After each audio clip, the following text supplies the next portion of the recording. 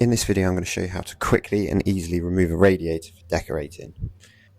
If you find this useful, then please like the video and subscribe to the channel for more.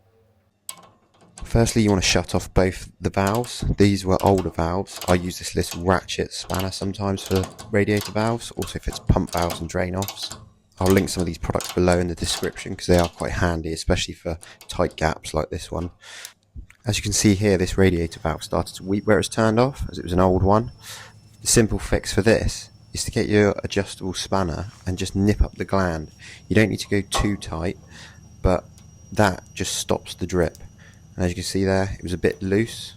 Where it's not been touched for a long time, it would just weep slightly. So a little nip up of the gland and dry it all off, and that's cured that problem. So always worth knowing for other radiator valves as well.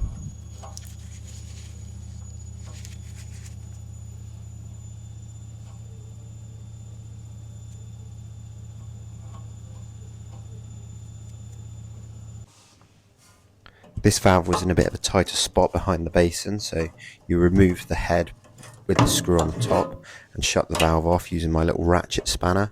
Getting an adjustable spanner in here was a bit tight.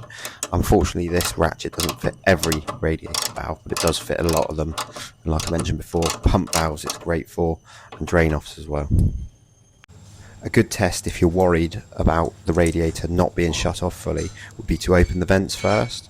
I was quite confident that this had shut off, so I just opened the valve to make sure the pressure stops. Don't go gung-ho straight away, just to see if there's water or pressure there. This was actually on a pressurized system, so as soon as this valve was open like that, I knew that there was not going to be any more pressure coming and that the valve's turned off.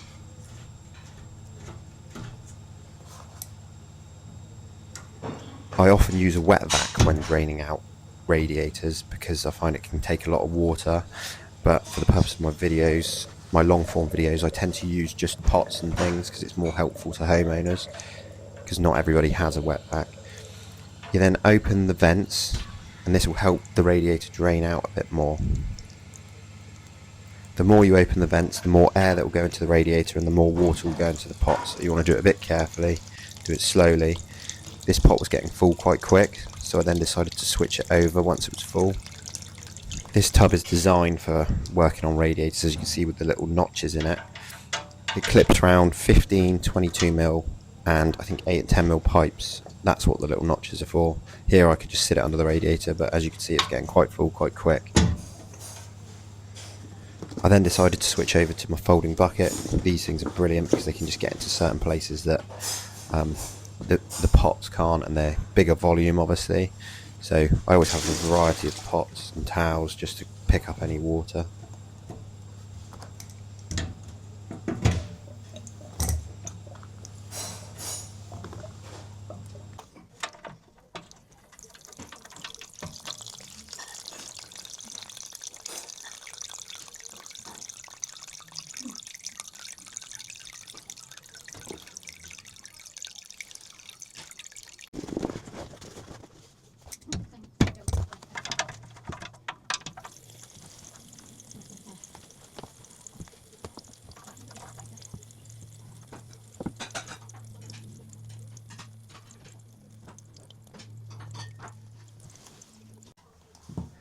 Once the majority of the water is drained out of the radiator, I then switch over to the other side, the other valve, undo that. It does pay to support the valve, sometimes with grips. Here I could just use my hands, I knew it wasn't too tight, so easy enough to just undo it. Same principle, get a pot underneath, undo the valve, drain what's left into the pot. Sometimes the radiators aren't always hung level, so you might get a bit more water coming out at either end.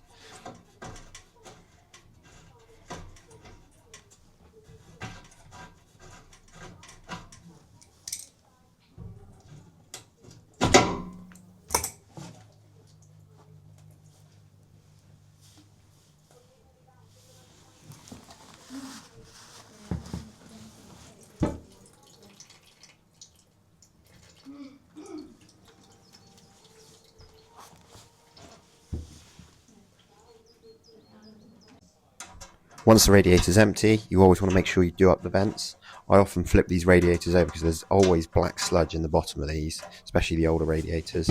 So doing up the vents and then flipping it over is a good tip, because then you're less likely to get the sludge spilling over any nice cream carpets.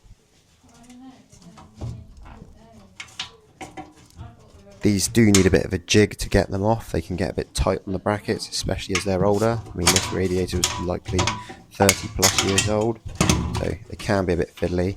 And what you want to do is tip it up into your bucket or whatever you've got, and you can see the black sludge pour out there.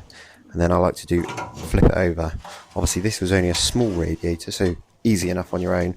The bigger the radiator, obviously the more heavy. Some of the big 1800 doubles are really heavy and you need more than one person. This one wasn't too bad. I like to remove the brackets for decorating.